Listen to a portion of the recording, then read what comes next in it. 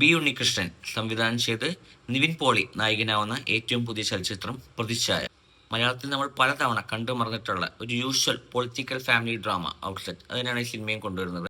ഒരുപാട് വർഷങ്ങൾക്ക് ശേഷം ശ്രീ ബാലചന്ദ്ര മേനോന്റെ ഒരു മികച്ചൊരു വേഷം നമുക്ക് കാണാൻ സാധിച്ചു. അദ്ദേഹത്തിന്റെ ആ മുഖ്യമന്ത്രി വേഷം നന്മകൾ മാത്രം കാണിക്കാണ്ട് ഒരല്പവും കള്ളത്തരങ്ങളൊക്കെ ഉള്ള ഒരു യഥാർത്ഥ രാഷ്ട്രീയക്കാരന്റെ രീതി, ഇങ്ങനെയാണ് ആ ക്യാരക്ടർ കൊണ്ടുപോയിരിക്കുന്നത്. ഹരീഷ് രേഷോവിന് നമ്മൾ യൂഷ്വൽ കാണുന്ന ടൈപ്പ് ഒരു റോൾ ആയിരുന്നില്ല. അതുപോലെ സായികുമാറിന്റെ ആണെങ്കിലും ആ ചെറിയ സ്പേസിൽ നിന്നുകൊണ്ട് നല്ല രീതിയിൽ പെർഫോം ചെയ്ത് കൊണ്ടുവരാൻ അദ്ദേഹം സാധിക്കുന്നുണ്ട്. എടുത്തു പറയാൻ തോന്നുന്നത് ഷറഫുദ്ദീൻ്റെ ഒരു പെർഫോമൻസ് ആണ്. കാരണം 2015 പ്രേമത്തിൽ നമ്മൾ നിവിൻ പോളിയുടെ ഒപ്പം കാണുന്ന ഒരു ഷറഫുദ്ദീനെ അല്ല ആക്ച്വലി സിനിമയിൽ കാണുന്നത്. നല്ല രീതിയിൽ ആ കോർപ്പറേറ്റ് എന്നൊരു റോള് സ്റ്റൈലായിട്ട് തന്നെ മൂപ്പര് ത്രൂ ഔട്ട് അതിൽ കൊണ്ടുപോയിട്ടുണ്ട്. നിവിൻ പോളിക്കും അത്യാവശ്യം ഒക്കെ പെർഫോം ചെയ്യാനുള്ള ഒരു സ്പേസ് ഈ സ്ക്രിപ്റ്റ് നൽകുന്നുണ്ട്.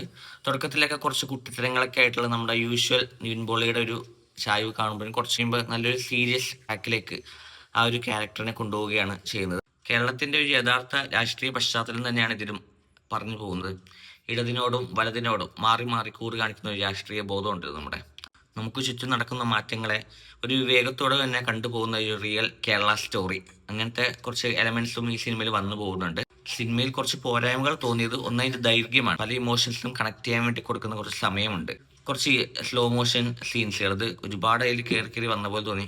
ഒരു പൊടിയൊക്കെ കുറയ്ക്കാൻ തോന്നി. അതുപോലെ ബാക്ക്ഗ്രൗണ്ട് മ്യൂസിക് ഒരു സിഗ്നേച്ചർ സാധനം വന്നായിട്ട് ഫീൽ ചെയ്തില്ല.